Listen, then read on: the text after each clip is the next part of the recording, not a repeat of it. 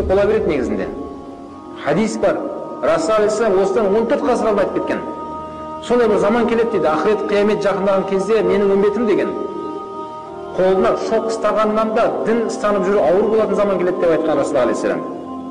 Міне қазір барған сайын дінді қаралап жатқандар көбейіп кетті. Біреулер не бір қылмыс жасап жатыр, оны адамдар жамандап жатқан жоқ.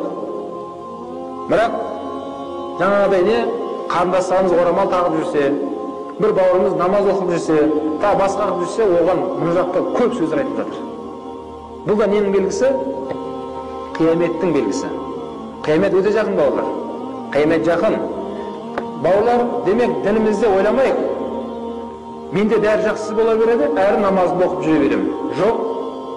Намаз оқып деген сөз, сіз барған сайын Аллаға жақындап жатсыз. Барған сайын сынақ қатты болады. Аллаға сол сынақтың артында Алланың рахматы бар.